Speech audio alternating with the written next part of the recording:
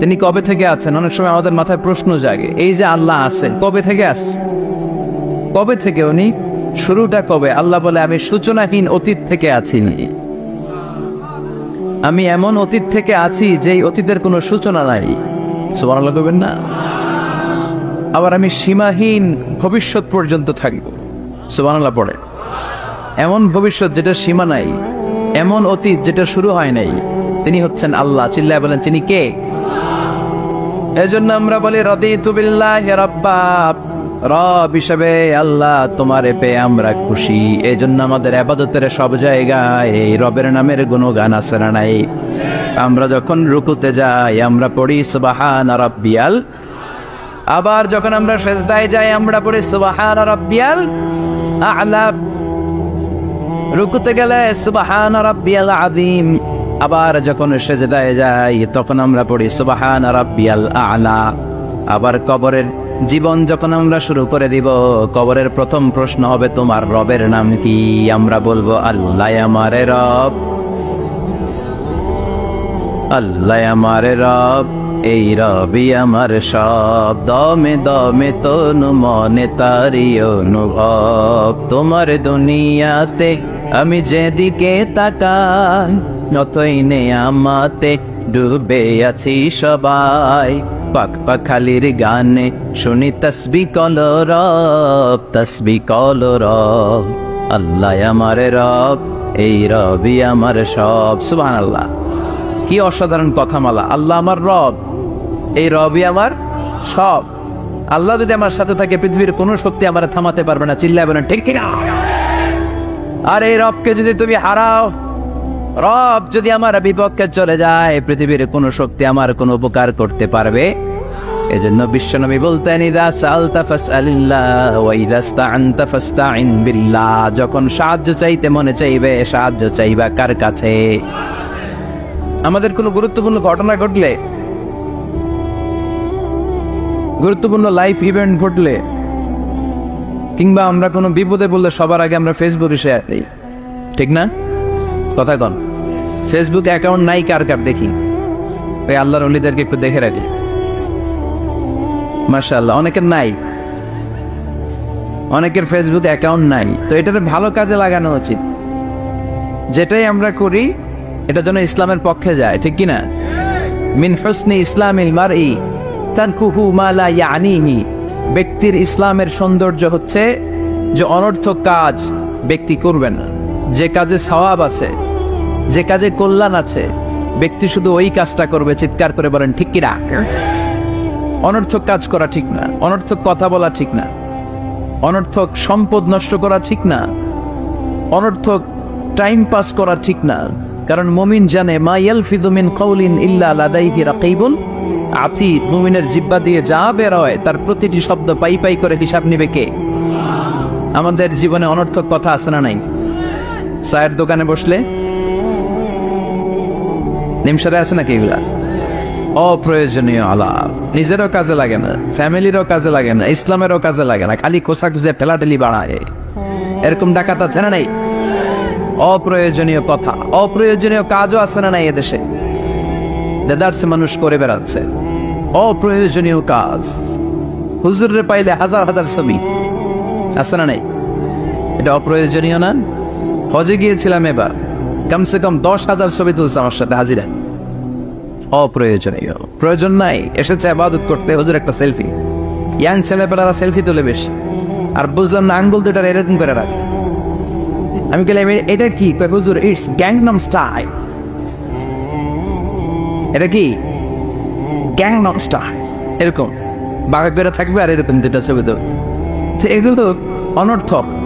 মুমিন ওই কাজ করবে যে কাজটা constructive, fruitful for him, for his family and for the society, যেটা তার নিজের কাজে আসবে, যেটা তার ফ্যামিলির কাজে আসবে, যেটা সমাজের কাজে আসবে।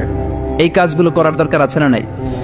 আমার দেশের যুবক ছেলেগুলো অপ্রয়োজনীয়, কোনো কারণ নাই এই সমস্ত কাজে ঝগড়া বিবাদে আলাপে লিপ্ত থাকার কারণে তাদের যে ইনোভেটিভ পাওয়ার আল্লাহ তাআলা দিয়েছেন এটাকে তারা কাজে লাগাতে পারে না। আমাদের দেশের যুবকদের কিন্তু অনেক ম্যারিড, তারা যখন পৃথিবীর বিভিন্ন দেশের ইউনিভার্সিটিগুলোতে পড়ে তারা র্যাঙ্কিং 1 নম্বরে আসে একেবারে। আমি যে ইউনিভার্সিটিতে পড়ি, ইন্টারন্যাশনাল ইসলামিক ইউনিভার্সিটি মালয়েশিয়া, ওখানে বাংলাদেশিদের ফলাফল রেজাল্ট সবচেয়ে ভালো।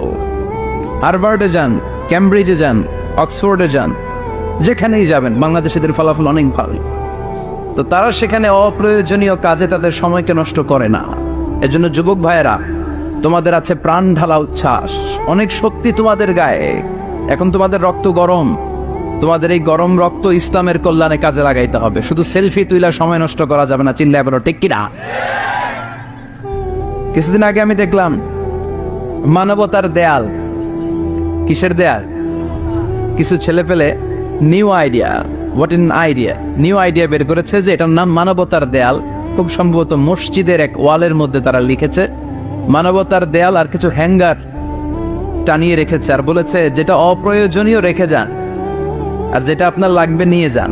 এই যে শীত, প্রচন্ড শীতে অনেকের জ্যাকেট নাই, আমাদের কয়েকটা করে জ্যাকেট, জাম্পার, সোয়েটার, চাদর, মাফলার, অনেকের একটাও নাই, আছে না নাই? তারা দেয়ালের নাম দিয়েছে মানবতার দেয়াল। এখানে আপনার অতিরিক্ত পুরান জ্যাকেট থাকলে রেখে যান। তো অনেকে পুরান জ্যাকেট, মাফলার, চাদর ওখানে ঝুলিয়ে রেখে গিয়েছে। আবার লিখে দিয়েছে যার লাগবে তিনি নিয়ে যান। যার মাফলার নাই, যার জ্যাকেট নাই, চাদর নাই, তারা এসে নিয়ে যাচ্ছে। এটা একটা সুন্দর আইডিয়া না? তো চায়ের দোকানে ছেলেপেলেগুলো যদি মারামারি করতো, অপরাজনীতি করতো, গুতাগুতি করতো, কিলাকিলি করতো, তাহলে মাথা থেকে এই আইডিয়াগুলো বেরোতো? কথা বলেন। Human capacity is amazing. কি পরিমাণে আল্লাহ তাআলা যে আমাদেরকে ক্যাপাসিটি দিয়েছে, আমাদেরকে যে কত প্রিভিলেজ আল্লাহ তাআলা আমাদেরকে দিয়েছে আমরা জানিই না। আমরা আমাদের দেহে কত শক্তি, সম্ভাবনা নিয়ে যে ঘুরে বেড়াই আমরা অনুধাবন করি না। এজন্য সময়গুলোর কাজে লাগাও। কিন্তু আফসোসের সাথে লক্ষ্য করা যাচ্ছে যুবকদের চরিত্রকে ধ্বংস করে দেওয়ার জন্য যে কয়েকটা হাতিয়ার আছে সবগুলো বাংলাদেশে আছে না নাই? ইয়াবা আছে না নাই? ফেন্সিডিল আছে না নাই? হেরোইন আছে না নাই? মারিজুয়ানা আছে না নাই? এই ফেন্সিডিল, ইয়াবা আগে শুনতাম ইউনিভার্সিটির ছেলেরা খাইতো, এরপরে নাইমা আসলো কলেজে, এরপরে হাই স্কুলে, এখন প্রাইমারি ছেলেদের হাতে ওই ইয়াবা ঢুকছে। চিল্লা এখন ঠিক কিনা? দেশের যুব সমাজ আজকে কোথায়?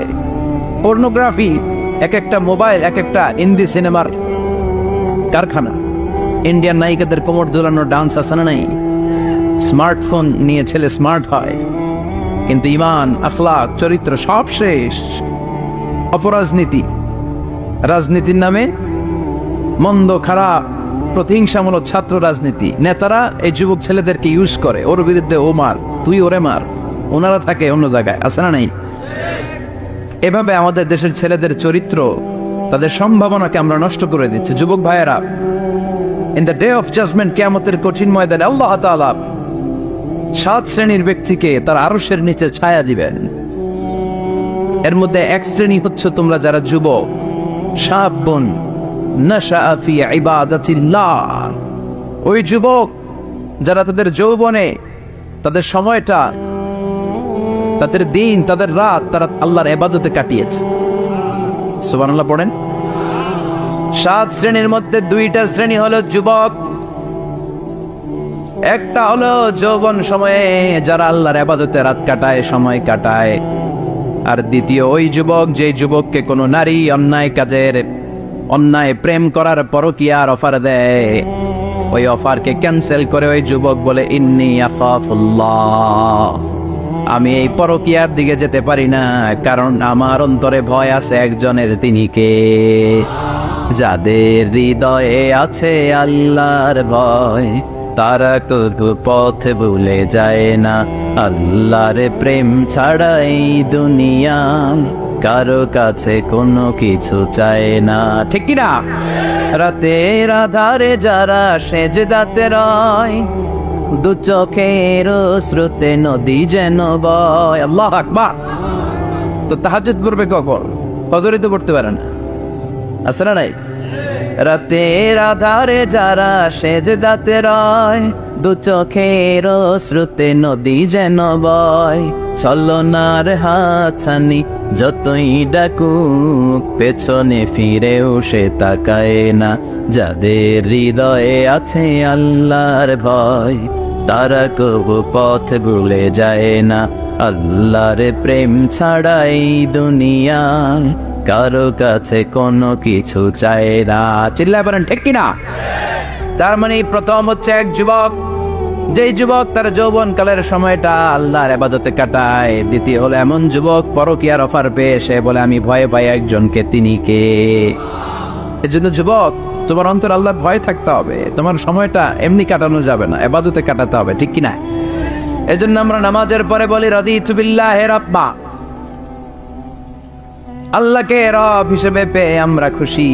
তারপরে বলি অবিল ইসলামী দীনা, ইসলামকেও দিন হিসেবে পেয়ে আমরা খুশি না বেজার? কথা কন, খুশি না? আপনি খুশি হইলে আপনার লাভ, খুশি না হইলে আপনার লস। ইসলামের বিজয়কে সমুন্নত করবে কে? ইসলামের পতাকা পত পত করে হোয়াইট হাউসের উপরও একদিন ঝুলবে। চিল্লায় বলেন ঠিক কিনা? আল্লাহ বলেন খবরদার, ফু দিয়ে ইসলামের বাতি তোরা নিভাতে পারবি না। ইউরিদুনা লিউতফিউ নূরাল্লাহি বিআফওয়াহিহিম ওয়াল্লাহু মুতিম্মু নূরিহি ওয়ালাউ কারিহাল কাফিরুন। ইসলাম বিরোধীরা চায় মুখের ফুৎকারে ইসলামের বাতিকে নিভিয়ে দিতে। আল্লাহ বলে খবরদার, ষড়যন্ত্র করে লাভ নাই, ইসলামের বিজয় আমি নিশ্চিত করে দেব। স্যামুয়েল হ্যান্টিংটন একটা বই লিখেছে, দ্য ক্লাসেস অফ সিভিলাইজেশন। এই বইতে তিনি বলেছেন এই যে সভ্যতার সম্ভার, এত সভ্যতা, চায়না সভ্যতা, আর্য সভ্যতা, বৈদিক সভ্যতা, সিন্ধু সভ্যতা, মহেঞ্জোদারো সভ্যতা, ইরাকীয় সভ্যতা, মিশরীয় সভ্যতা, একটার পর একটা সভ্যতা পৃথিবীতে এসেছে, একটার পর একটা সুপার পাওয়ার। এখন সুপার পাওয়ার হচ্ছে ইউনাইটেড স্টেটস অফ আমেরিকা, ধারণা করা হচ্ছে এরপরে চায়না হবে সুপার পাওয়ার, আবার অনেকে বলছে এরপরে ইন্ডিয়া হবে সুপার পাওয়ার। এভাবে একটার পর একটা সুপার পাওয়ার যাওয়ার পরে সর্বশেষ যে সুপার পাওয়ারটা পৃথিবীর বুকে মাথা উঁচু করে দাঁড়িয়ে থাকবে সেটার নাম হচ্ছে ইসলাম। সেটার নাম কি? তার নমুনা গোটা বিশ্বব্যাপী আছে না নাই? ইসলামকে যত দমাইতে চায় এটা আরো উপরের দিকে ওঠে। সুবহানাল্লাহ কইবেন না? ইসলামের বৈশিষ্ট্য হচ্ছে চারা বীজের মতো। চারা বীজ তো আপনারা চিনবেন, নিমসালের মানুষ। বীজ, ইসলাম হচ্ছে বীজের মতো। ইসলামের শত্রুরা ইসলামকে মাটিতে গেড়ে দিতে চায়, কিন্তু ইসলাম হচ্ছে বীজের মতো, চারা বীজ। চারা বীজ মাটিতে গেড়ে দিলে কি হয়?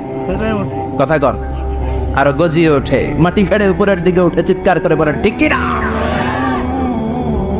ইসলাম হচ্ছে টিউবের মতো। টিউব, পুকুরে যারা নতুন সাঁতার কাটতে যায় ডুবে যাতে মারা না যায়, টিউব নিয়ে সাগরের মধ্যে নামে। এই টিউবকে যত আপনি পানির নিচে ডুবাতে চাইবেন, টিউব আর উপরের দিকে ভেসে ভেসে উঠে। সুবহানাল্লাহ পড়ে। ইসলামরে তো ওরা চিনে নাই। ইসলাম হচ্ছে চারা বীজের মতো, ইসলাম হচ্ছে টায়ারের টিউবের মতো। এটার যতই নিচের দিকে নামাইতে যায়, এটার বৈশিষ্ট্য হচ্ছে এটার ধাক্কা মারলে এটার উপরের দিকে ওঠে। সুবহানাল্লাহ কইবেন না? গোটা বিশ্বব্যাপী আজকে ইসলামের গণজোয়ার, হাজার হাজার লোক কালিমা পড়ে মুসলমান হচ্ছে। গত কিছুদিন আগে আফ্রিকাতে এক লোক এক গ্রামের কয়েক হাজার মানুষকে এক ময়দানে দাঁড় করিয়ে একসাথে শাহাদাতের বাণী পাঠ করিয়ে মুসলমান বানায় ফেলছে। এই আফ্রিকার বুকে এতদিন আমেরিকার কাজ ছিল, এটারে বলে Tansir, Christian missionary. Lakh lakh dollar দিয়ে আফ্রিকার দেশগুলোর মধ্যে গরিব গরিব মুসলমানগুলোরে তারা নাসারা বানাতো। এই বিষয়টা যখন মুসলিম স্কলারদের নজরে এলো, এখন গোটা বিশ্বের সব মুসলিম স্কলাররা আফ্রিকায় যে ইসলামের দাওয়াতকে প্রচার করে দিচ্ছে। গ্রামকে গ্রাম খ্রিস্টান সম্প্রদায় লা ইলাহা ইল্লাল্লাহ মুহাম্মাদুর। ঝিনুকের ভেতর লুকিয়ে থাকে যেমন মতি, ঝিনুকের ভেতর লুকিয়ে থাকে যেমন মতি, কলমা শাহাদাতে আছে আল্লাহর জ্যোতি, কলমা শাহাদাতে আছে আল্লাহর জ্যোতি। পড়েন সবাই। ঝিনুকের ভেতর লুকিয়ে থাকে যেমন মতি, ঝিনুকের ভেতর লুকিয়ে থাকে যেমন মতি, কলমা শাহাদাতে আছে আল্লাহর জ্যোতি, কলমা শাহাদাতে আছে আল্লাহর জ্যোতি। ঠিক কি না? এই জ্যোতি যদি একবার কারো হৃদয়ের মধ্যে স্থান করে নেয়, এই নুরানি আলোর ছোটা যদি কারো হৃদয়ের মধ্যে জায়গা দখল করে নেয়, পৃথিবীর কোনো মতাদর্শ তার অন্তরের মধ্যে আর থাকতে পারে? গ্রামকে গ্রাম আফ্রিকাতে এখন কালিমা পড়ে পড়ে মানুষ মুসলমান হয়ে যাচ্ছে। সুবহানাল্লাহ পড়ে। একদিন আমেরিকার হোয়াইট হাউসের উপরেও কালিমার লা ইলাহা ইল্লাল্লাহর পতাকা পতপত করে উড়বে, চিল্লায় বলেন ঠিক কিনা? এজন্য আমরা বলি অবিল ইসলামী দীনা, ইসলামকে ধর্ম হিসেবে পেয়ে আমরা খুশি না বেজার? After the Twin Tower attack, the number of Muslims in America already have been doubled. Now it's tripled. Twin Tower attack-এর আগে আমেরিকা যত মুসলমান ছিল, এটা গত কয়েক বছর ধরে ছিল ডবল, এখন এটা ট্রিপল হয়ে গেছে। মানে টুইন টাওয়ার অ্যাটাকের আগে আমেরিকায় মুসলমানের সংখ্যা যা ছিল, এখন এটা 3 গুণ বাড়ছে। ইউরোপ, আমেরিকাতে মসজিদের সংখ্যা বাড়ছে, দাওয়াতি কাজের সংখ্যা বাড়ছে, এমনকি হার্ভার্ড ইউনিভার্সিটিতে, অক্সফোর্ডে, ক্যামব্রিজের ভেতরে, MIT, Massachusetts institute of technology, সায়েন্সে যারা পড়ে এদের স্বপ্ন এমআইটির ভিতরে ইসলাম ঢুকে গেছে। এজন্য ইসলামের আলোকে কেউ নিভিয়ে দিতে পারবে? ইসলামের গতিকে কেউ থামিয়ে দিতে পারবে? এটা অসম্ভব। এজন্য ইসলামের বিজয় সুনিশ্চিত। আমরা যারা লেগে থাকতে পারবো, আমাদের কপালকে উজালা করে দিবে কে? আর বিরোধিতা যারা করব তাদের সব শেষ, দুনিয়াও শেষ, আখিরাতও আমও শেষ, সালাও। এজন্য আমরা বলি রাদিতু বিল্লাহি রাব্বা, আল্লাহ তোমার রব হিসেবে পেয়ে আমরা বড্ড খুশি। ওয়াবিল ইসলামি দীনা, ইসলামকে ধর্ম হিসেবে পেয়ে আমরা খুশি। ওয়াবি মুহাম্মাদিন রাসূলা, বিশ্ব নবীকে রাসূল হিসেবে পেয়েও আমরা খুশি না বেজার? এমন রাসূল, গোটা বিশ্বের শ্রেষ্ঠতম রাসূল, শ্রেষ্ঠতম ব্যক্তিত্ব, যার কাছ থেকে পজিটিভ কোনো জিনিস ছাড়া নেগেটিভ কোনো জিনিস প্রকাশিত হয় নাই। সব ইতিবাচক, always come back positive, not go back negative. সব সময় পজিটিভ বলতেন, পজিটিভ ভাবতেন, পজিটিভ কাজ করতেন।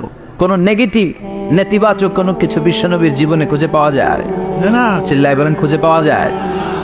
As a father, as a husband, as a commander, as a lawyer, as a reformer of the society, Muhammad is the superman of the world. গোটা বিশ্ব এখন তাকে সুপারম্যান ভাবতেছে, বস অফ দ্য অল বসেস। পৃথিবীতে যত বস এসেছে, সব বসের সবচেয়ে বড় বস হচ্ছে বিশ্বনবী মুহাম্মদ সাল্লাল্লাহু। এজন্য আমরা বলি নবী মুহাম্মাদিন রাসূলা।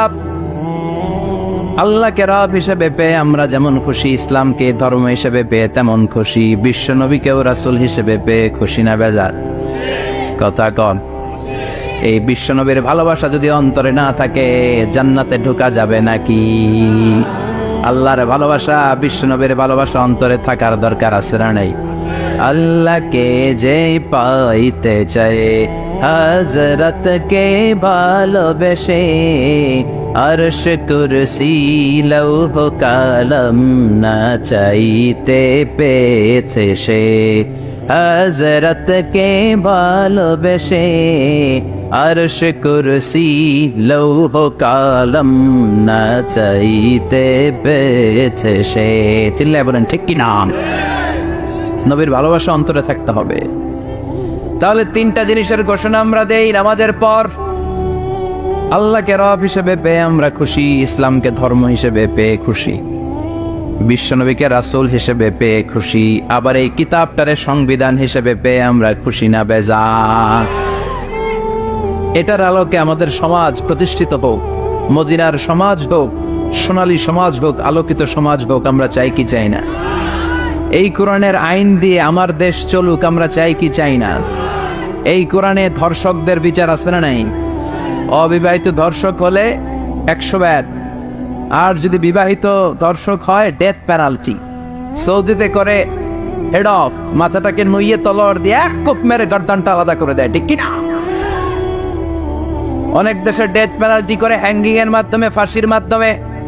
দর্শনের বিচার বাংলাদেশে সহজে পাওয়া যায় না, কিন্তু কোরআন দিয়ে বিচার করলে ওই বিচার আছে না নাই? নোয়াখালীর এক বোনকে দর্শন করা হয়েছে, গোটা বাংলার জামিনে এই নিউজটা আছে না নাই? কোরআনের বিচার থাকলে আলটিমেটার মতো 24 ঘন্টা, 24 আওয়ার্স, 24 আওয়ার্সের মধ্যে ধর্ষককে ডেকে এনে বাইতুল মোকাররমের স্কয়ারের সামনে লক্ষ মানুষের চোখের সামনে ফাঁসির রশিতে ঝুলিয়ে দেয়া হতো। বড় বড় চোরগুলোর হাত কেটে দেয়া হতো। কলা চোর, ডিম চোর, মুরগি চোর না, বড় বড় সাইজের চুরি যারা করে 1000 কোটি টাকা মেরে দেয়, দেশের 12টা বাজিয়ে দেয়, দেশের 10-এর সর্বনাশ করে, সিমেন্ট খাইয়া, টিন খাইয়া, রড খাইয়া সব হজম করে। ব্রিজ ভেঙে গেলে ব্রিজের ভেতরে পাওয়া যায় বাঁশ, তার মানে রড গেছে কই? হ্যাঁ, পেটে। এগুলোর এক একটার পেটে 10টা করে পাকস তুলে দিছে আল্লাহ। 10টা স্টোমাক না থাকলে রড হজম হয়? কথা কয় না। এগুলোর বিচার হওয়ার দরকার আছে না নাই? কোরআনের রাজ যদি কায়েম হয়, এই সবগুলো বড় বড় চোরের বিচার হবে, লাইভ ব্রডকাস্টিং হবে টিভিতে, আমরা সবাই দেখবো কেমন করে তাদের হাত কাটা হয়। ওই সমাজ আমাদের দেশে চালু হোক, আমরা চাই কি চাই না? তাহলে সোজা সাপটা হিসাব, এই 4টা জিনিসের বিরুদ্ধে কেউ অবস্থান নিলে তাদের বিরুদ্ধে আমাদের অবস্থান ধরে কোন ঠিক কিনা? আর এই 4টা জিনিসের পক্ষে যারা কথা বলবে তাদের জন্য আমাদের অন্তরে দোয়া আছে না নাই? এক হচ্ছে আমার রব,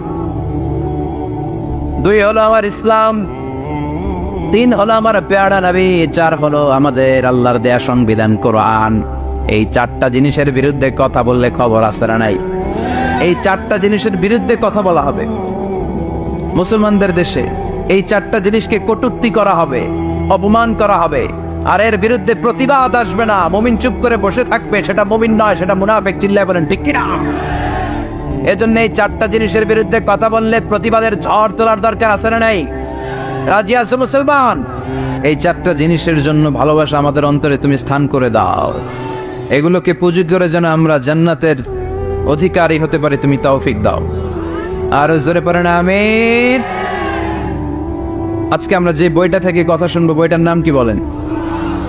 আরো জোরে বলেন কি নাম? আজকে আমরা জানার নিয়তে, শিখার নিয়তে, আমাদের আখিরাতটাকে সুন্দর করার নিয়তে কোরআন থেকে কিছু কথা শুনবো ইনশাআল্লাহ। পড়েন, আরো জোরে পড়েন ইনশাআল্লাহ। আমাদের সবকিছু হয়ে যাচ্ছে শো অফ, মাহফিল হয়ে যাচ্ছে শো অফ, আলোচনাগুলো হয়ে যাচ্ছে শো অফ, লোক দেখানো ভাব। অন্তরে ইখলাস নাই, আল্লাহর প্রতি দরদ নাই, স্রষ্টার প্রতি অগাধ বিশ্বাস আর ভালোবাসা নাই। আমাদের ডে টু ডে লাইফের চিত্র যদি আমরা খেয়াল করি তাহলে দেখব our spirituality is going down, our লিল্লাহিয়াত, ইখলাস ইজ গোয়িং ডাউন। আমাদের ইখলাস যাচ্ছে নিচের দিকে, মানে কমছে, ডিক্রিজিং ডে আফটার ডে। কিন্তু our greed, our jealousy, our arrogance, আমাদের অহংকার, আমাদের ক্ষমতার প্রতি লোভ, আমাদের হিংসা, এগুলো দিন দিন উপরের দিকে যাচ্ছে। চিল্লা এখন ঠিক কিনা? এই তাফসীর মাহফিলগুলোর মূল উদ্দেশ্য হচ্ছে আমাদেরকে রাইট ট্র্যাকে নিয়ে আসা। We should come back to the right track. Train যদি লাইনচ্যুত হয়, অ্যাক্সিডেন্টের সম্ভাবনা আছে না নাই? লাইনচ্যুত হয়ে গেলে রেল কর্তৃপক্ষ এটাকে এসে আবার লাইনে তুলে দেয়, ঠিক কিনা? আমরা শয়তানের ওয়াসওয়াসাতে প্রায় লাইনচ্যুত হয়ে যায়। এই তাফসীর মাহফিলগুলোর উদ্দেশ্য হচ্ছে আমাদেরকে আবার লাইনে তুলে দেয়া। আলহামদুলিল্লাহ কম। এজন্য সময় নষ্ট করে, যে সময় ব্যয় করে যে আমরা এসেছি, আসলে আমরা শুরুতেই নিয়তটাকে খালেস করে নেই, যে আজকে আমরা যা শুনবো আমলের নিয়তে শুনবো, ইখলাসের সাথে শুনবো, নিজেকে পরিবর্তন করার জন্য শুনবো, আমার আখিরাতটাকে, আমার জান্নাতটাকে সুন্দর করার জন্য শুনবো। আসলে আমরা সরাসরি কোরআন থেকে শুনি, কেননা কোরআন থেকে কথা শুনলেই বরকত, কোরআন থেকে কথা শুনলে জীবন আলোকিত হয়। জীবনটা আলোকিত করে দেয় কে? কারণ সব সমস্যার সমাধান দিতে পারে। সমাধান চাও যদি জীবনে, মরণে ফিরে যাও, খুঁজে নাও, চোখ রাখো কোরআনে। চোখ রাখবেন কোথায়? না টিভির পর্দায়? কোথায়? সমাধান চাও যদি জীবনে, মরণে ফিরে যাও, খুঁজে নাও, চোখ রাখো কোরআনে। If you want the solution this dunya and akhirah, go back, have a look to the holy Quran. Subhanallah পড়েন। সমাধান চান তো go back, sit down and have a look to the Quran. আপনার জীবনের সব সমস্যার সমাধান কোরআনের ভেতরে আছে না নাই? সেই কোরআন থেকে আমরা কথা শুনবো। আমি আমার খুতবার শুরুতে সূরাতুল আল কারিয়ার প্রথম 3টি আয়াত তেলাওয়াত করেছি। এই সূরার ভেতরে আল্লাহ তাআলা কিয়ামতের নকশা এঁকে দিয়েছেন, কিয়ামতের প্রামাণ্য বর্ণনা দিয়েছেন। কিয়ামত যে একদিন হবে এই পৃথিবী যে ধ্বংস হয়ে যাবে এটার ব্যাপারে সবার অগাধ বিশ্বাস আছে তো, না সন্দেহ সন্দেহ লাগে? সন্দেহ আছে কারো? এই পৃথিবী একদিন থাকবে না, ভেঙে চুরমার হয়ে যাবে, খান খান হয়ে যাবে, সব মেসাকার হয়ে যাবে। আমি থাকবো না, আপনি থাকবেন না, আমরা কেউই থাকবো না, থাকবে একজন, তিনি কে? এটার নাম কিয়ামত, যেটার ব্যাপারে বিশ্বাস না থাকলে ইমানের ঘাটতি চলে আসবে, ঠিক কিনা? তো সেই কিয়ামতের দিনটা কেমন হবে, কিয়ামতের দৃশ্যটা কিরকম হবে, এর নকশা খুব সংক্ষিপ্ত পরিসরে মাত্র 11টা আয়াতে আল্লাহ তুলে ধরেছেন। আপনি মনোযোগ দিয়ে কানগুলো খরগোশের মতো খাড়া করে যদি কথাগুলো শোনেন, আপনার মনে হবে আপনি এখানে বসে কিয়ামত চোখে লাইভ দেখতেছেন, লাইভ। আল্লাহ এমন ভাবে বলেছে, সুবহানাল্লাহ পড়েন। তা আসুন আমরা সরাসরি কিয়ামতকে দেখে আসি, আসলে কিয়ামতটা কেমন। বর্ণনা করছেন কে? আল্লাহ। সূরার নাম হচ্ছে সূরাতুল কারিয়া। কি নাম? আওয়াজ করে উত্তর দিতে হবে। সূরার নাম আল কারিয়া। চিৎকার মেরে বলেন, সূরার নাম কি? আল কারিয়া। এটা মাক্কি সূরা। কি সূরা? বিশ্বনবীর জীবনের দুইটা পর্ব, একটা মাক্কি পর্ব আর একটা মাদানী পর্ব। এটা মাদানী পর্বে নাজিল হয়নি, এটা নাজিল হয়েছে মাক্কি পর্বে। এই সূরার আয়াত সংখ্যা 11। এটা কোরআনের 101 নম্বর সূরা। এটা আল কোরআন আল কারীমের 30তম পারায় অবস্থিত একটা সূরা। আমাদের অনেকেরই মাশাআল্লাহ মুখস্থ আছে, আছে না? ইমাম সাহেব নামাজে প্রায় পড়ে, অনেকেরই মুখস্থ। শুনতে শুনতে কবে যে মুখস্থ হয়েছে আমাদের নিজেরাও জানি না। সুবহানাল্লাহ পড়ে। কোরআনের ভেতরে খালি বরকত, এটার সাথে লাগলেই বরকত, মসজিদে গেলেই বরকত। মনের অজান্তে আমরা এই সূরাকে মুখস্থ করে ফেলেছি। কিন্তু এই সূরার ভেতরে যে আল্লাহ কিয়ামতের এত চমৎকার নকশা এঁকেছেন, এত প্রামাণ্য বর্ণনা দিয়েছেন, এটা আমরা অনেকে জানিই না। আসুন আমরা এই সূরার আলোকে দেখার চেষ্টা করি যে কিয়ামতটা কিরকম হবে। আল্লাহ একটা শব্দকে এই সূরার শুরুতে 3 বার উল্লেখ করে আমাদের দৃষ্টি আকর্ষণ করেছেন। আল্লাহ tried to draw our attention by mentioning 3 times a word, and that is al-Qari'ah. আল-কারিয়া শব্দটাকে তিনি 3 বার উল্লেখ করে আমাদের দৃষ্টি আকর্ষণ করেছেন। একটা শব্দ 3 বার বললে মানুষের দৃষ্টি আকর্ষিত হয় না? যেহেতু এটা আরব দেশে নাজিল হয়েছে, আবার মক্কায়, মক্কার লোকেরা আরবি বুঝে, তাদেরকে প্রথম বলা হলো আল-কারিয়া, তারা ফিরে তাকালো, কি আল-কারিয়া? আবার বলা হলো মাল-কারিয়া, কি মাল-কারিয়া? আবার বলা হলো ওমা আদরাকা মাল-কারিয়া। আবার তারা ফিরে তাকালো। দৃষ্টি আকর্ষণের জন্য আল্লাহ তাআলা 3 বার এই শব্দটা বলেছেন। এজন্য এই শব্দের একটা সিগনিফিকেন্স, একটা গুরুত্ব, অর্থবহ একটা মানদণ্ড আছে না নাই? আল কারিয়া শব্দের অর্থ হচ্ছে বিকট আওয়াজ। আল কারিয়া মানে কি? কথা বলেন, আরো জোরে বলেন। বিকট আওয়াজ। এই বিকট আওয়াজটা তৈরি করার জন্য আল্লাহ তাআলা একজন ফেরেশতা তৈরি করেছেন, যার নাম হচ্ছে ইসরাফিল। নাম কি? আমাদের মধ্যে অনেকের নাম কিন্তু আমরা ইসরাফিল রাখি, তাই না? ইসরাফিল আছে না নাই? আজরাইল কিন্তু রাখে না, কে? ডরে। কেন রাখে না? ভয় পায়। কিন্তু ইসরাফিল আছে, আমার পরিচিত অনেকে আছে ইসরাফিল। তো এই ফেরেশতার পা হচ্ছে জমিনের নিচে, মাথা হচ্ছে আকাশের উপরে। এই ফেরেশতার কাজ হচ্ছে ওই বিকট শব্দ তৈরি করা। উনি একটা সাইরেনের মধ্যে ফু দিবেন, হুইসেল দিবেন, ট্রাম্পেট। ওই ট্রাম্পেটে, ওই সাইরেনে, ওই হুইসেলে ফু দিলেই শুরু হয়ে যাবে আল কারিয়া।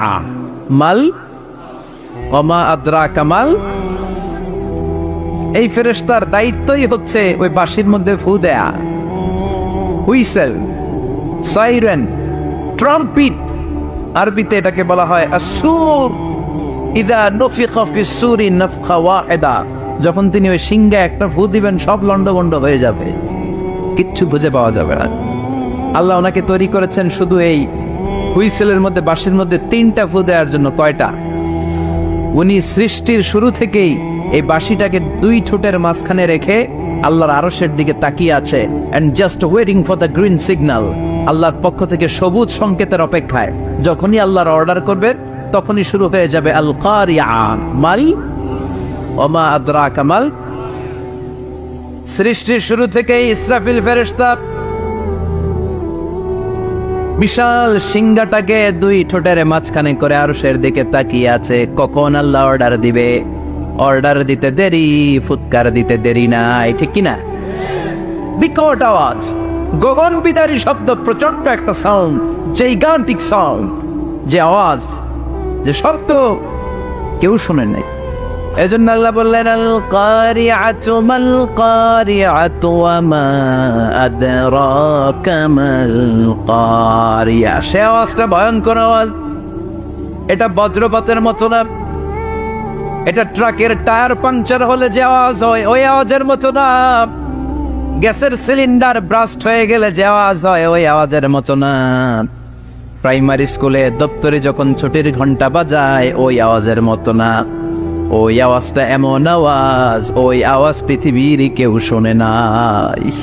সেটার নাম হচ্ছে আল কারিআ মাল ওমা আদরাকা মাল।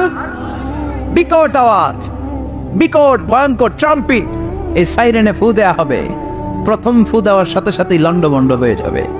এই ইসরাফিলকে তৈরি করা হয়েছে শুধুমাত্র কেবলমাত্র 3টা ফু দেওয়ার জন্য।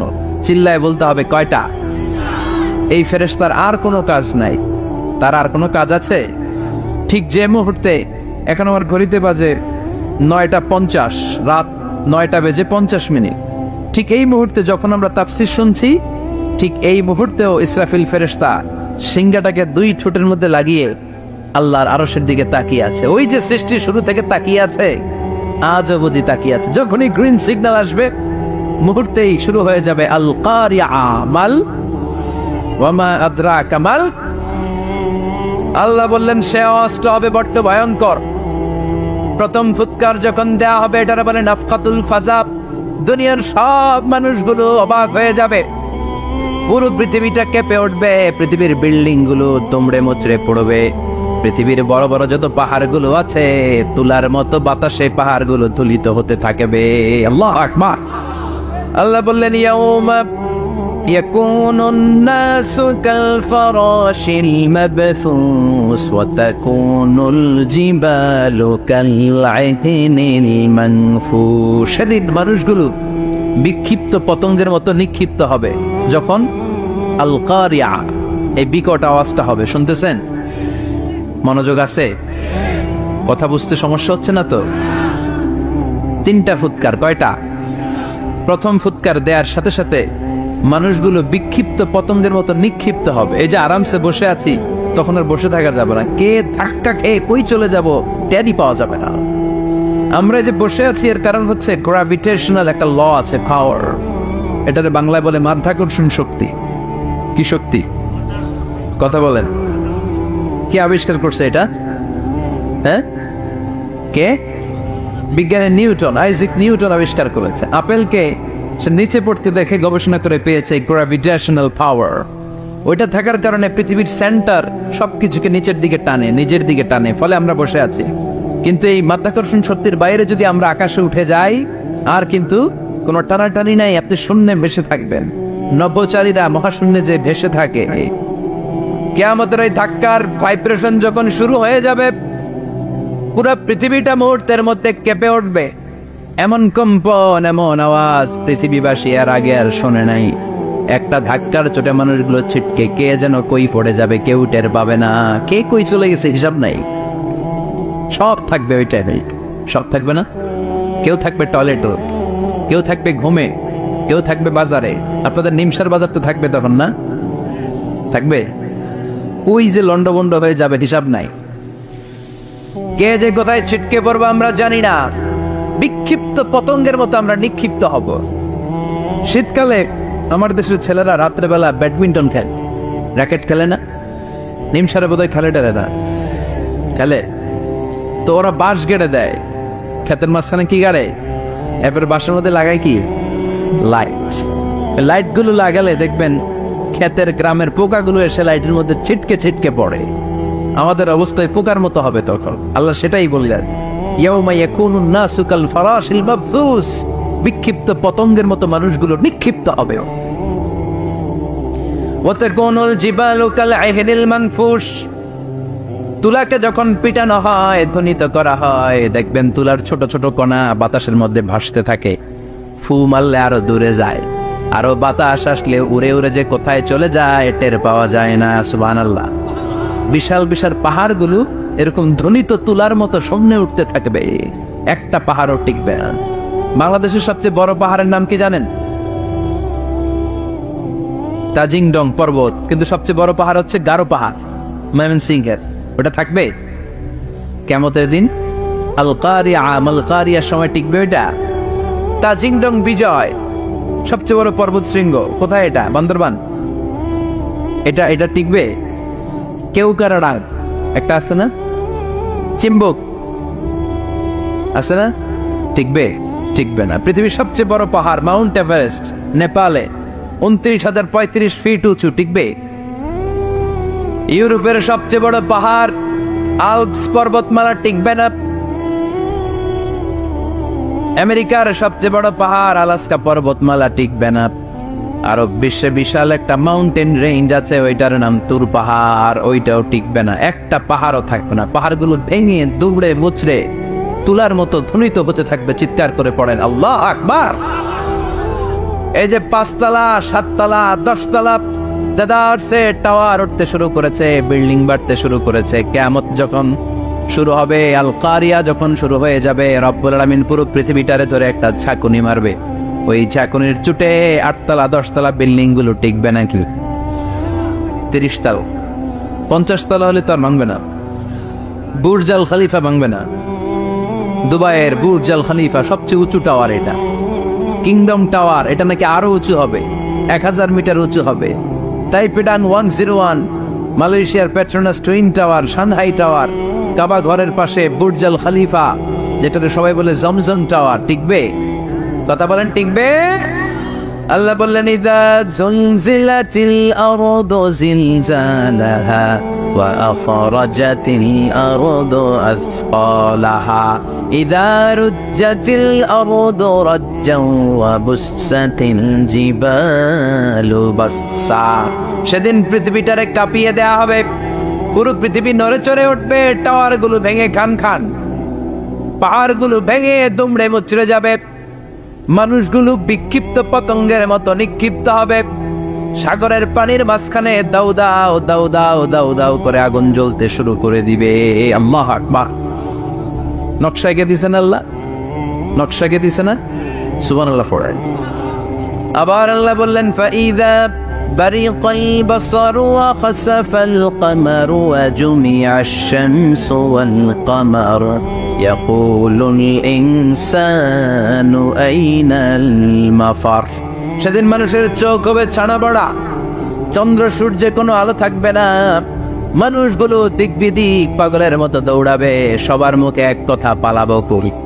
পালানোর জায়গা আছে নাকি? শুধু বাংলাদেশের এই সাইডটাতেই কিয়ামত হবে, সৌদিতে আর হবে না? হ্যাঁ, আমেরিকায় কেমনে হবে? ওদের তো ডোনাল্ড ট্রাম্প থাকে। হ্যাঁ, আমেরিকাতেও হবে, জাপানে হবে, ইন্ডিয়াতে হবে, গোটা বিশ্বে একসাথেই কাপাকাপি আর এই ধ্বংসলীলা শুরু হয়ে যাবে। চিৎকার করে বলেন ঠিক কিনা? আল্লাহ বলেন ইয়াউমা নাতবিস সামা কাতাইয়িস সিজিল্লিল কুতুব। আকাশ আর আকাশ থাকবে না। কাগজ যেমনি আমরা এরকম ফোল্ড করে ফেলি, ভাঁজ করে ফেলি, মন চাইলে কাগজকে যেমনি আমরা এরকম হাতের মধ্যে গুটিয়ে নেই, সেদিন আকাশটারে হাতের মধ্যে গুটিয়ে নিবে কে? মানুষগুলো পাগলের মতো দৌড়াবে। কেউ থাকবে টয়লেটে, কেউ হসপিটালে, কেউ মাজারে, কেউ বাজারে, যে যেখানে থাক, শুরু হয়ে যাবে কিয়ামতের এই ভয়াবহ দৃশ্য। দুধের বাচ্চাকে রেখে দিয়ে মা দৌড়ে পালাবে। দুধের বাচ্চা রেখে মা কোথাও যায়? কলিজার টুকরা এটা, দুধের বাচ্চা, এটারও ফেলে মা কোথাও যায় না। কিন্তু কিয়ামতের ওই ঝাঁকুনির দৃশ্য দেখে, আল কারিয়া মাল ওয়া মা আদরাকা মাল, এই দৃশ্য দেখে দুধের বাচ্চারে রেখে মা দিবে দৌড়। অনেক গর্ভবতী মহিলা থাকবে এই কিয়ামতের সময়ে, যাদের পেটের ভেতরে 2 মাসের বাচ্চা, 3 মাসের বাচ্চা, অপরিপক্ক অপরিণত, বাচ্চাটা এখনো বড় হয় নাই, কোনো বাচ্চার হাত পা এখনো হয় নাই। কিয়ামতের এই ভয়ঙ্কর দৃশ্যটা দেখে জায়গার মধ্যে 3 মাসের অপরিণত বাচ্চাটা ডেলিভারি হয়ে যাবে। আল কারিয়া মাল কারিআ ওমা আদরাকা মাল। পৃথিবীর যখন এইরকম দৃশ্য, আল্লাহ তাআলা ইসরাফিলকে বলবেন, ইসরাফিল তোর তো 3টা ফুৎকার দেওয়ার দায়িত্ব ছিল, দিয়েছে কয়টা? চিল্লায় বলেন কয়টা? এবার আল্লাহ বলবেন এবার দ্বিতীয় ফুৎকার দেয়া। কয় নাম্বার ফু দিবে? ওই ফু দেওয়ার সাথে সাথে ইসরাফিল প্রথম ফুৎকার দিয়ে জায়গা মতো এরকমই দাঁড়ায় থাকবে। আবার যখন গ্রিন সিগন্যাল পাবে মুহূর্তের মধ্যে আরেকটা ফু দিয়ে দিবে। ফু দেওয়ার সাথে সাথে পৃথিবীর সব মানুষগুলো মরে শেষ।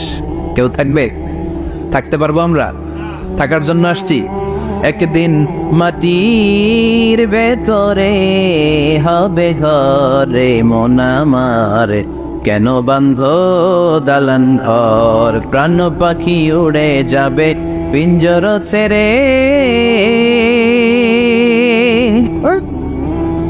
ধরা ধামে সবই রবে তুমি যাবে চলে, বন্ধু বান্ধব যত মাতা পিতা দ্বারা সুত সবই হবে তোমার পরে মন আমার, কেন বান্ধ দালান ঘর, একদিন মাটির ভেতরে হবে ঘরে মন আমার, কেন বান্ধ দালান ঘর। ঠিক কিনা? এই গানের কথামালাটা খুব সুন্দর না? আখিরাতের রিমাইন্ডার আমাদেরকে দেয়। এই যে দুনিয়া দুনিয়া, টাকা পয়সা আরো লাগবে, আরো কামাবো, এটাতে আমার হবে না, আরো চাই আরো চাই। এই প্রতিযোগিতা, এই কম্পিটিশন, ওর 5 তলা আমার লাগবে 7 তলা, ওর আছে 20 লাখ আমার লাগবে 30 লাখ। প্রতিযোগিতা আছে না নাই? এগুলো আমাদেরকে পাগল বানিয়ে দিয়েছে, মহাচ্ছন্ন করে ফেলেছে। পৃথিবীটা আসলে একটা মরিচিকা, বোকা, লোভ লালসা, আজ আছে কাল নাই। 2 নাম্বার ফুৎকার দেওয়ার সাথে সাথে পৃথিবীর সব শেষ। মালাকুল মাউত পৃথিবীর সব মানুষের রূহ কবজ করবে। আল্লাহ বলবেন, মালাকুল মাউত আখবিরনি মাইয়াবকা, আমাকে বল আর কে আছে। মালাকুল মাউত বলবে, পৃথিবীর সব মানুষের রূহ কবজ করে শেষ, কেউ নাই। মানুষবিহীন পৃথিবী, মানুষের কোলাহলে পৃথিবীটা মুখরিত থাকতো এতদিন। গোটা পৃথিবী ব্যাপী মানুষের কোলাহল, ওই যে সাইয়েদনা আদম থেকে শুরু হয়েছে, আর থামে নাই। মানুষ আর মানুষ, মানুষ আর মানুষ, মানুষ আর মানুষ, সব মানুষ শেষ। আল্লাহ আশরাফুল মাখলুকাত একটারেও রাখি নাই, সব শেষ। শুধু আছে জিন জাতি। আল্লাহ বলবেন, যাও এবার জিন জাতি ধরো, জিনদের রূহ কবজ করো। মালাকুল মাউত কিন্তু জিনদের রূহ কবজ করে। ওমা খালাকতুল জিন্না ওয়াল ইনসা ইল্লা লিয়াবুদুন। জিন জাতি আর মানব জাতি, এই 2 জাতিকে আল্লাহ তাআলা তৈরি করেছে কার ইবাদতের জন্য? আমরা যেমনি নামাজ পড়ি, জিনেরাও নামাজ পড়ে। আমরা যেমনি রমাদানের রোজা রাখি, জিনেরাও রমাদানের ফরজ রোজা রাখতে হয়। আমরা যেমনি হজ করি, জিনেরাও হজ করে। আমরা যেমনি আরাফার দিনে কাঁদতে কাঁদতে আল্লাহর কাছে দোয়া করি, আল্লাহ লাব্বাইক করে, জিনেরাও পড়ে। আমরা দেখি না, এদের দেখা যায়? দেখা যায় না। জিসমুন নারিয়্যুন, আগুনের তৈরি ওদের দেহ। ইয়াতাশাক্কালু বিআশকালিন মুখতালিফা, বিভিন্ন কালার ধারণ করতে পারে, বিভিন্ন রং ধারণ করতে পারে। জিনের সংজ্ঞা হচ্ছে জিসমুন নারিয়্যুন ইয়াতাশাক্কালু বিআশকালিন মুখতালিফা, আগুনের তৈরি এক সৃষ্টি। বিভিন্ন সূরত তারা নিতে পারে, মানুষের সূরত নিতে পারে, প্রাণীর সূরত নিতে পারে। ঠিক কি না? মালাকুল মাউত জিন জাতি হত্যা করতে শুরু করবেন, রূহ কবজ করবেন। করতে করতে সব শেষ। খারাপ জিনদের সর্দার হলো ইবলিস। সব জিনদেরকে মারতে যত কষ্ট দেয়া হয়েছে, সবচেয়ে বেশি কষ্ট দিয়ে ইবলিসের রূহ কবজ করে ফেলা হবে। ইবলিস আর নাই, মানুষও নাই, জিনও নাই, পশু পাখি কিচ্ছু নাই। আল্লাহ বলবেন, ইয়া মালাকুল মাউত আখবিরনি মাইয়াবকা, অনেক দায়িত্ব পালন করেছিস তুই। মানুষ মারলি, জিন মারলি, মৎস্যকুল মারলি, পাখি মারলি, সব মারলি, এবার আর কে বেঁচে আছে বল? মালাকুল মউত বলবে, আল্লাহ আর কেউ নাই, খালি ফেরেশতারা আছে। কারা আছে? মালাইকা। আল্লাহ বলবে, যা এবার ফেরেশতাদের গোষ্ঠী শেষ কর। মালাকুল মউত একটার পর একটা ফেরেশতার রূহ কবজ করবে, একটার পর একটা, একটার পর একটা, করতে করতে সব ফেরেশতা। ফেরেশতাদের সংজ্ঞা হচ্ছে জিসমুন নূরিয়ুন ইয়াতাশাক্কালু বিআশকালিন মুখতালিফা, আলোর তৈরি, নূরের তৈরি একটা দেহ, চাইলে বিভিন্ন সূরত ধারণ করতে পারে। জিন আর ফেরেশতার পার্থক্য বুঝেছে? জিন কিসের তৈরি? আগুন, জিসমুন নারিয়ন। আর ফেরেশতা হচ্ছে জিসমুন নূরিয়ন, নূর দিয়ে তৈরি। একের পর এক ফেরেশতা সবার করা হবে। এবার আল্লাহ বলবেন, ইয়া মালাকাল মাউত আখবিরনি মাইয়াবকা, আর কে কে বেঁচে আছে বল। মালাকুল মউত বলবে, মাবুদ কেউ নাই, মানুষ নাই, জিন নাই, ফেরেশতাও নাই, শুধু আমার 3 জন কলিগ বাকি। কয়জন? জোরে বলেন কয়জন? জিব্রাইল বাকি, ইসরাফিল বাকি, মিকাইল আর আমি। আল্লাহ বলবে, মিকাইলের রূহ কবজ করে নিয়ে আয়। যে মিকাইল আমার আদেশে পৃথিবীতে বৃষ্টি ঝরাতো, আমার আদেশে ক্ষেত খামারে ফসলের ব্যবস্থা করে দিত, আমার আদেশে মানুষের রিজিকের হিসাব রাখতো। এই মিকাইলের রূহ কবজ করে নিয়ে আয়। 1 নম্বর কলিগ শেষ। কলিগ বুঝেন তো? সহকর্মী। কলিগ মানে কি? সহকর্মী। 1 নম্বর কলিগ নাই। আল্লাহ বলবে, যা এবার ইসরাফিলের রূহ কবজ কর। ইসরাফিল ফেরেশতা তখনও আল্লাহর আরশের দিকে ঠোঁটের মাঝখানে বিশাল সিংহাটা নিয়ে তাকিয়ে আছে। ওই মুহূর্তে মালাকুল মাউত যে সালাম দিয়ে রূহটা কবজ করে ফেলবে। ইসরাফিলও নাই, ইসরাফিলও নাই। আল্লাহ বলবে, যা দুনিয়ার সব নবীদের কাছে ওহী দিয়ে, কোরআন দিয়ে, ইনজিল দিয়ে, তাওরাত দিয়ে, জাবুর দিয়ে আমি যেই ফেরেশতাটারে পাঠাতাম, ওই রূহুল আমিন জিব্রাইলের রূহটাও কবজ করে নিয়ে আয়। জিব্রাইলের রূহ কবজ হয়ে যাবে। এবার 3 জন কলিগই শেষ। আছে কেউ? আছে? এবার আল্লাহ বলবে, ইয়া মালাকাল মাউত, হে মৃত্যুর ফেরেশতা, আখবিরনি মাইয়াবকা, মহাবিশ্বে আর কে কে আছে বল। কেউ নাই, মানুষ নাই, জিন নাই, ফেরেশতা নাই, আমার কলিগরাও নাই, আমি বড় একা। এখন আমি একা হয়ে গেছি। আল্লাহ, আছি শুধু আমি, মালাকুল মাউত, তোমার হুকুমের গোলাম। আর আনতাল হাইয়ুল কাইয়ুম, তুমি শাশ্বত চিরঞ্জীব, তুমি তো মরবা না। আমি আছি, ভাবছে উনিও থাকবে, উনি আর আল্লাহ থাকবে। আল্লাহ বলবে, মালাকুল মাউত এবার তুই মর, এবার তুই মর। এই কথা শুনে মালাকুল মাউতের খিঁচুনি উঠে যাবে। আজীবন মারছে, আজকে মরবে। খিঁচুনি উঠে যাবে, জ্বর এসে যাবে, কাঁপুনি ছুটে যাবে, কাঁপতে থাকবে। আল্লাহ বলবেন, কাঁপাকাঁপি করে লাভ নাই, মর।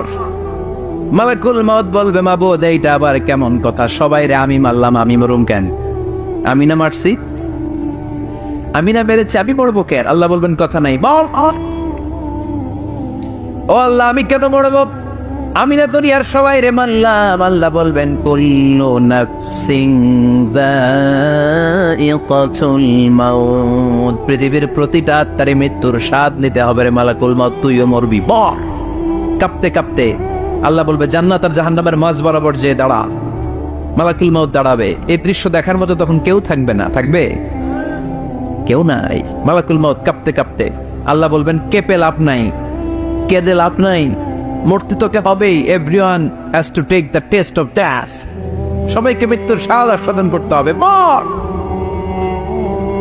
মরে যা, মুত ইয়া মালাকাল মাউত। আল্লাহ বলবেন, ও মৃত্যুর ফেরেশতা মর, মুত ইয়া মালাকাল মাউত। বলার সাথে সাথে যে ফেরেশতার হাতে আমাদের সবার রূহ চলে গিয়েছিল, ওই ফেরেশতা চিৎকার মেরে জান্নাত এবং জাহান্নামের মাঝখানে বেহুশ হয়ে পড়ে যাবে। শেষ। মালাকুল মাউতের ইচ্ছা খতম, উনিও নাই।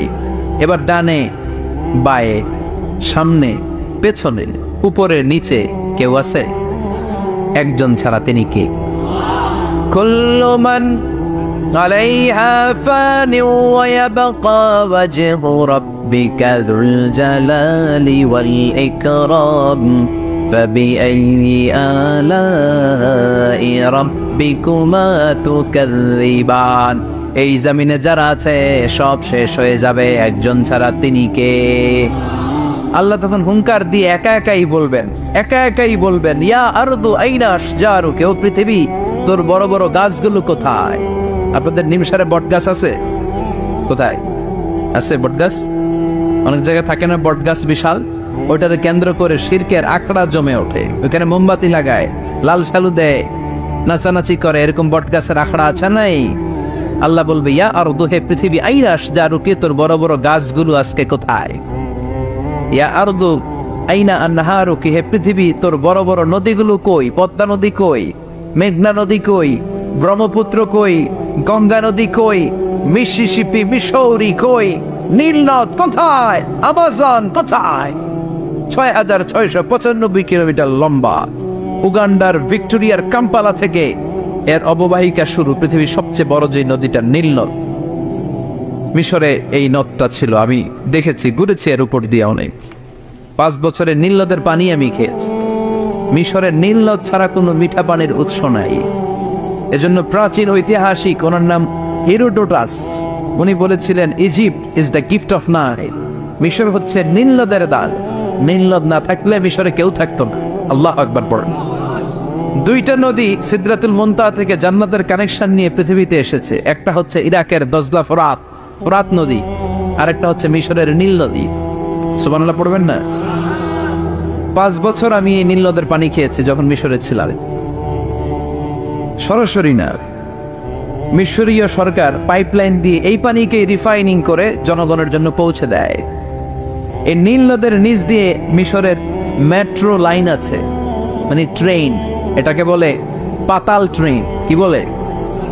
পাতাল ট্রেন। আপনাদের প্রধানমন্ত্রীও নাকি একটা করবে, শুনুন, উনি ঘোষণা দিয়েছে। তো এটার নিচ দিয়ে, নীল নদের নিচ দিয়ে আমরা ট্রেন দিয়ে এই মাথা থেকে ওই মাথায় যেতাম, আবার ব্রিজ দিয়ে এপাশ থেকে ওপাশে যেতাম। 10টা দেশ ঘুরে এই নীল নদ, একটা সাগর আছে মেডিটেরেনিয়ান সি, মানে ভূমধ্য সাগর, ওইটার সাথে মিলিত হয়েছে। আল্লাহ সেদিন বলবেন আইনা নাইল, নীল নদ আজকে কোথায়? আইনাল আনহার, নদীগুলো কোথায়? আইনাল কুসুর, প্রাসাদগুলো কই? রাজপ্রাসাদ, টাওয়ার কোথায়?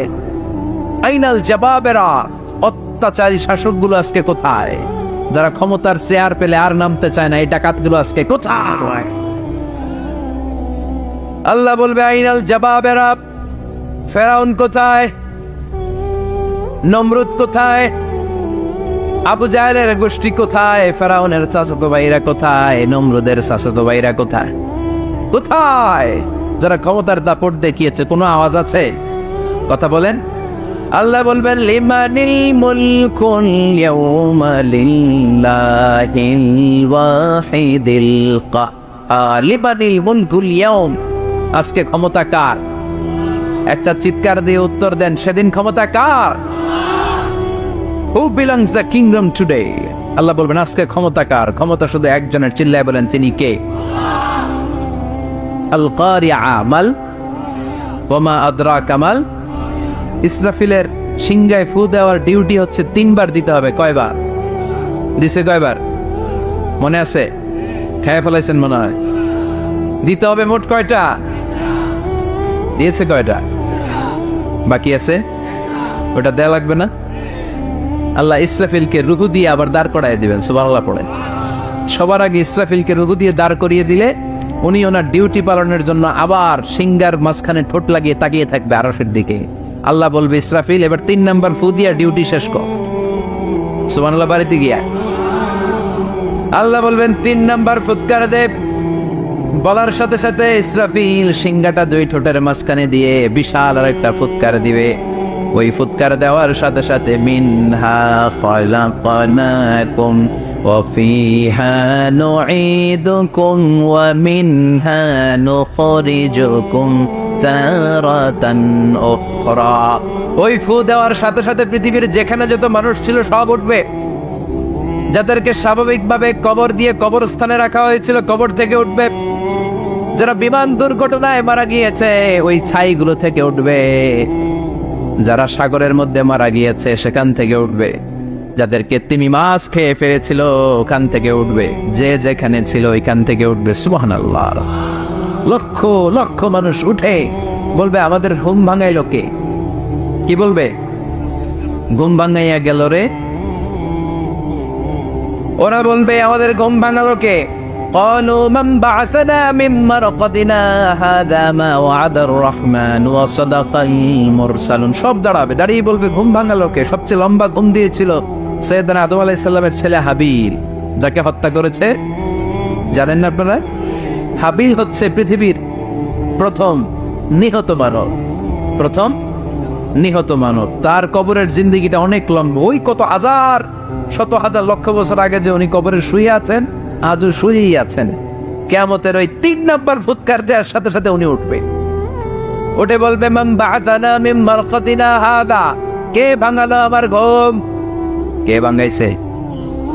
মরার কুকিলে কে ভাঙাইছে? আল্লাহ ঘুম ভাঙিয়েছে। ফেরেশতারা বলবে হাদা মা ওয়া'আদার রহমান, আজকে হলো ওই দিন যে দিনের প্রতিশ্রুতি রহমান দিয়েছিল, আল্লাহ দিয়েছিল এই দিনের প্রতিশ্রুতি, আর নবীরা এই দিনের কথা বর্ণনা করেছে। আজকে হবে আসল দিন, ফাইনাল খেলার দিন। কোন